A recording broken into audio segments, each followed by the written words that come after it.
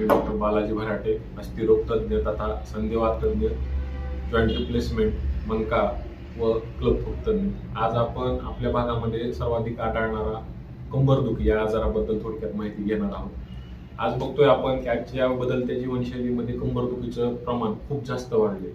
आपल्याकडे येणाऱ्या रुग्णांपैकी जवळपास 70% रुग्णांमध्ये कंबरदुखीचा आजार हा खूप जास्त प्रमाणात वाढला आहे. याचं मुख्य कारण म्हणजे सध्या शेतातले काम वाढलेले, त्याच्यामुळे वाकून काम करणे, वजन उचलणे, त्याचप्रमाणे पोते वाहण्यामध्ये जे कर्मचारी किंवा जे लोक असतात कमरे आपल्या पाठीवर पोते घेतात त्यांच्यामध्ये पण कंबरदुखीचं प्रमाण खूप जास्त वाढले.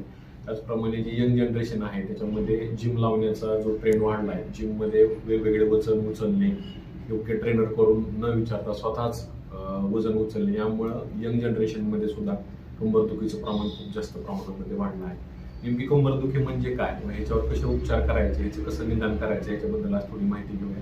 कंबरदुखी दोन प्रकारची असते, एकाला आपण मेकॅनिकल बॅक पेन म्हणतो आणि एकाला इन्फ्लामेटरी बॅक पेन म्हणतो. मेकॅनिकल बॅक पेन म्हणजे आपण जे एक ठराविक कंबरदुखी जी होते, वजन उचलणे, वाकून काम करणे किंवा काही कुठली पोझिशन बदलणे, ह्याला जे म्हणतो त्याला आपण मेकॅनिकल बॅक पेन म्हणतो. इन्फ्लामेटरी बॅक पेन म्हणजे जे आपल्या मणक्याचा वात असेल किंवा मणक्याचा टीबी असेल किंवा मणक्याचं इन्फेक्शन असेल, अशामध्ये जो कंबरदुखी होती त्याला आपण इन्फ्लामेटरी बॅक पेन म्हणतो.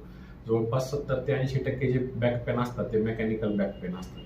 ह्याला ओळखायचं कसं, तर आपण ह्याचं निदान करण्यासाठी पेशंटचं क्लिनिकल एक्झामिनेशन करणं खूप महत्त्वाचं आहे. पेशंटला फक्त कंबरदुखी असेल आणि फक्त एका ठराविक जागेवर पेन असेल आणि काही पेशंटमध्ये कंबरदुखीसोबत तोच दुखणं जे आहे, एका पायामध्ये मुंग्या येतात, पायामध्ये नस लागते, पाय बधीर पडतो, थोडं चालल्यानंतर पाय जड पडतो, अशा वेगवेगळ्या तक्रारी घेऊन आपल्याकडे येतात. आणि ह्याच्यामध्ये सर्वात महत्त्वाचं क्लिनिकल एक्झामिनेशन आहे. क्लिनिकल एक्झामिनेशन नंतर आपण पेशंटचा एक्सरे काढून बघतो.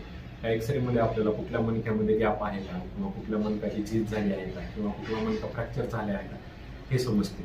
त्यानंतर बऱ्याच पेशंटला ताप येते, वजन कमी झालेलं असतं किंवा पेन कंटिन्यू खूप दिवसापासून असतो. तर अशा पेशंटचे आपण काही रक्ताचे इन्व्हेस्टिगेशन करतो, त्याच्यामध्ये ESR, CBC अशामधून इन्फेक्शन वगैरे काय मणक्याचे आहे का हे आपल्याला समजते.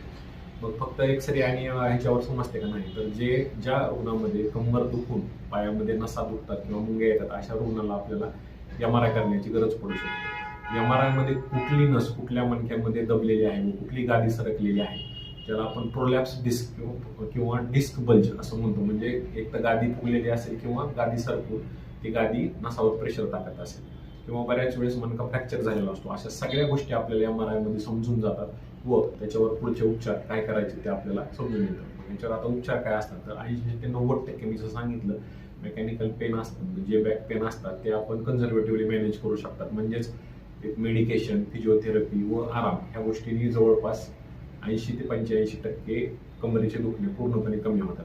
म्हणजे फक्त पायामध्ये नसा जातात किंवा पायामध्ये बधीर होतात किंवा जास्त चालता येत नाही, थांबावं लागतं, अशा केसेसमध्ये काही रुग्णांना ऑपरेशनची आवश्यकता असते, तर काही रुग्णांना फक्त फिजिओथेरपी आणि गोळ्यावर याच्यावर उपचार असू शकतो. फक्त 5% रुग्णांमध्ये आपल्याला मणक्याची शस्त्रक्रिया करण्याची आवश्यकता पडते. मग असा आपल्याकडे संभ्रम आहे की मणक्याची शस्त्रक्रिया केल्यानंतर विकलांग येतं. ही बिलकुल चुकीचं आहे. मणक्याची शस्त्रक्रिया विकलांग येऊ नये म्हणूनच करतो आपण. फक्त शस्त्रक्रियेनंतर काही दिवस आराम करणे, काही फिजिओथेरपी करणे, अशा गोष्टी जर पाळल्या तर नक्कीच मणक्याचे आजार, प्रत्येक आजार पूर्णपणे बरा होऊ शकतो. फक्त माझं एक सजेशन आहे की येत्या अशा दिवसामध्ये वाकून काम करणे कमी करा, वजन उचलणे टाळावे, पायऱ्या चढ उतार करणं टाळावे, जिममध्ये ट्रेनिंग करताना योग्य ट्रेनरचा सल्ला घेऊनच, कमरेला बेल्ट वापरूनच पुढचे जे व्यायाम आहेत ते करावेत. शेतामध्ये काम करणाऱ्या लोकांनी ही खूप महत्त्वाची काळजी घ्यावी. पोते उचलताना वगैरे योग्य ती काळजी घेऊनच पुढचे काम करावे, जेणेकरून मणक्याचे आजार आपल्याला